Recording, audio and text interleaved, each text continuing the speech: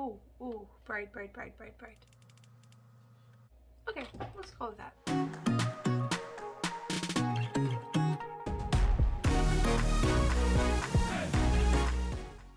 Hello, welcome back to the channel. It's Lit Life with Miranda Reads, and today we have the May 2021 reading vlog. So as always, we're going to be doing the Harry Potter grading scale. O for outstanding, this book was amazing. E for exceeds expectations, means that it was a pretty darn good book. Acceptable means at the end of the day, I did like it. Was it the most amazing book ever? No, but I did like it. Poor self-explanatory, dreadful self-explanatory. Troll means tissue paper time. Like, I'm crying because it's so bad. So this month has been a bit of a comfort month, if I'm going to be honest here. I am getting on the tail end of my PhD. I am stressed. Like, I thought I was stressed at the beginning and the middle of my PhD. Turns out the end time is really when you're going to be the most stressed out of your career. And I just find myself going towards comfort books. So I do have some brand new books to me. Some are rereads and some are books that I know that I was going to love. So let's get started. The first one I have is In the Jaded Grove by Anela Deen. Anela is one of my very, very favorite self-published indie authors. And like, she is just so good that like, I am honestly shocked there hasn't been a publisher that has snatched her up already. That being said, In the Jaded Grove is her very first foray into the fairy world. And obviously it was going to be outstanding. Like, there was never a doubt in my mind. And it just played off so well of the fairy tropes, but also managed to make them fresh. And it was a bit of the scary fairies, kind of in the vein of Holly Black, but it also had a little bit of a lighter cast to them, which I really, really liked. Next one is one that I've been waiting for roughly 6 months now from the library because I was not going to buy this one.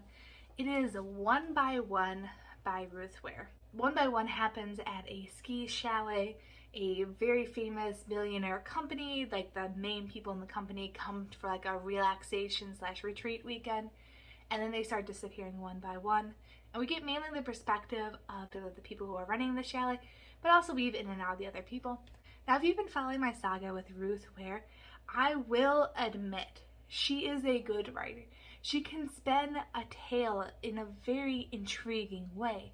My big caveat with her is once you've read one Ruth Ware book, it almost feels like you've read them all. A very formulaic approach to writing thrillers, and that's really emphasized when I am listening to the audiobooks, because the audiobooks are always read by Imogen Church, and she has like the same exact voices for people. Like, the main character's voice, the side character's voice, they all sound very, very similar. So the issue I have is if I binge a lot of these audiobooks one after another, they just all blend because of the similar storylines, the similar characters, and they actually sound the same too. I would say it's probably closer to poor or dreadful. And I'm gonna leave it as, honestly, kind of dreadful. The next one is The Glass Hotel, and this focuses on the economic crisis of 2008, and then also a Ponzi scheme that imploded and the fallout and how it affected the different people. It's between acceptable and poor. So on the one hand, it did get me to actually pay attention to a Ponzi scheme financial crisis kind of book, and that actually doesn't happen that often. But on the other hand, I feel like if it wasn't being read to me via audiobook, I probably wouldn't have finished this one. Okay, so I probably would have finished it, but it probably would be one of those books that would take me like, months to finish if it wasn't being read to me, and that's what's keeping it at 4 for me. The next one I have is Good Moms Have Scary Thoughts, and this one was sent to me by Familius, and oh my gosh. Right now my degree is my baby, but it doesn't stop me from wanting to learn and kind of understand before I hit those milestones. Now, Good Moms Have Scary Thoughts is a very short, or kind of like a little comic with like little scenes happening and then a little bit of like an explanation of what's happening. I just love the way this one approached it, and it's talking about how like everyone has those little negative thoughts in the back of your mind about yourself, about others, about your children, and how that doesn't make you a bad person. And I really just loved the approach to this one. And I would say this one was definitely an outstanding read. It was really good. Next one I have is Realm of Ruin. So my library lets me request up to 10 books at a time, and this one has been requested for like months and months and months. And I was reading it, listening to it on the audiobook, and I didn't realize until 3/4 through the book that this was a book 2, and I had already read the first one about 6 months ago. I completely forgot that I had read the first book, and even though I read this one, like it's been less than a month since I've read it, it's all gone. Just have vague impressions of me just kind of being disinterested and bored. Like the idea is that there's these fairy tales and this magic and this sorcery, and you're trying to figure out who is a good person, a bad person, that sort of jazz, just did not imprint on my brain at all. So I'm gonna put that one down as troll.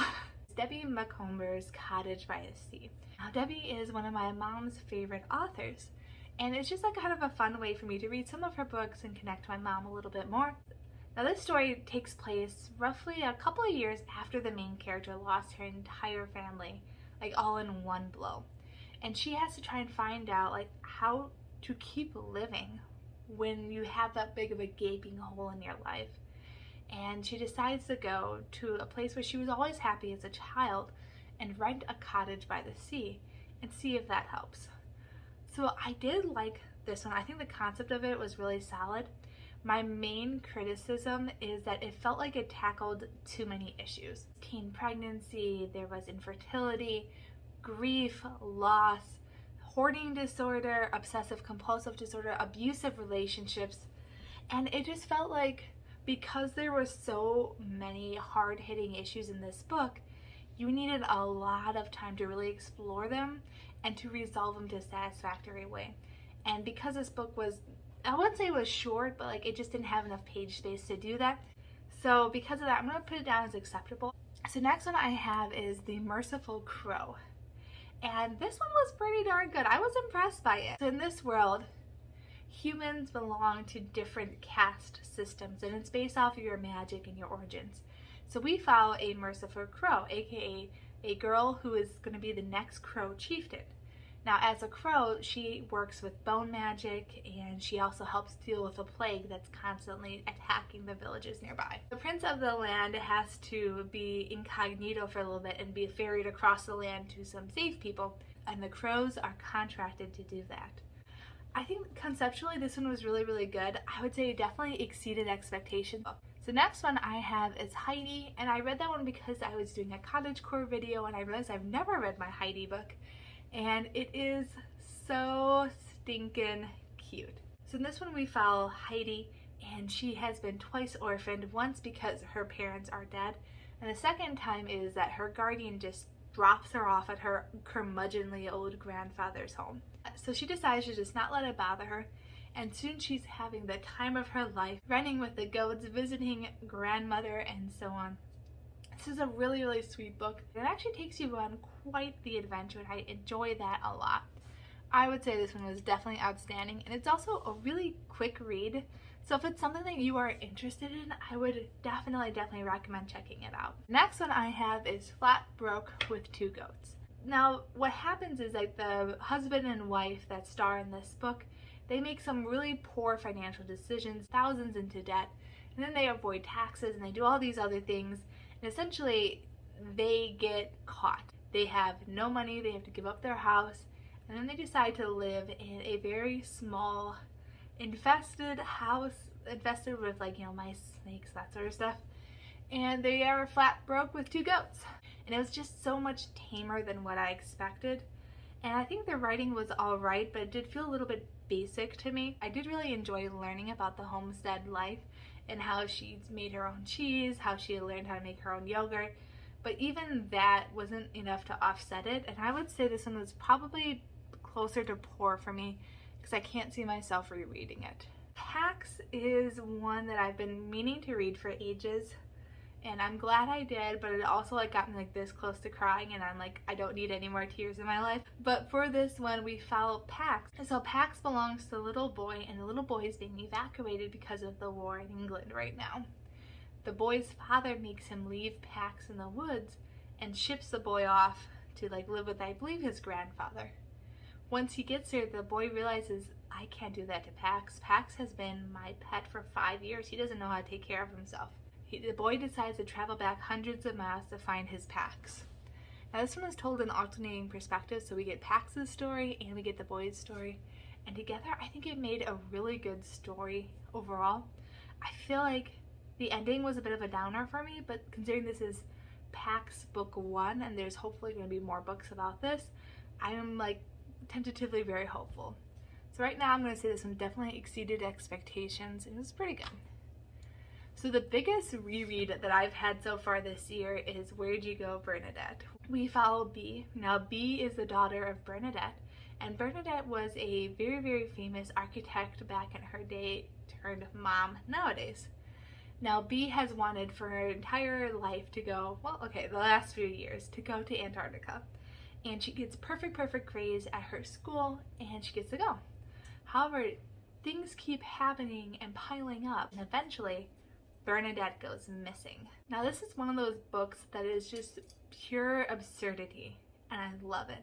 The satire is spot on, the pacing, the humor is amazing. And if you have a chance to read this audiobook, like the reader for this audiobook is like stunning. Like I cannot get over how perfect this is. And obviously it's going to be outstanding.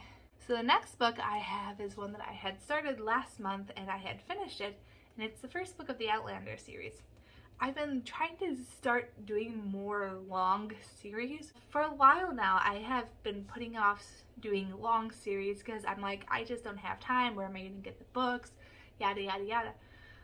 Well, I decided, you know what, F it, what am I waiting for? I'm going to do these long series. The first one I did was Bridgerton, which I'm still waiting on a couple of books from the library, so I'll get to that one pretty soon. The second one I'm starting is the Outlander series. It follows Claire. She is from the 1940s. Yeah, the 1940s. She walks past some magic stones essentially in Scotland, and then she finds herself 200 years in the past, and she has to find a way to survive. Now she's a nurse, so she is very well educated, and she has a really good head on her shoulders, which I like a lot. So this book took me by surprise. One, because I really enjoyed it, and two, there were a lot of questionable scenes that kind of had me pulling back a little bit, but never enough to put down the book. So I would say this one is definitely an outstanding read, but the caveat is that it does deal with more serious subjects, and sometimes the subjects aren't being dealt with in the most PC way, so like kind of fair warning there. And then the book that I am currently reading right now is the second one. This is Dragonfly and Amber, and this is the second book of the Outlander series, and so far I would say it's going pretty good. Right now it's exceeding expectations. Alright, so there we go. Those are the highs and the lows of the books I read in May 2021. I want to wish you all the best and have a happy summer and happy reading. Bye!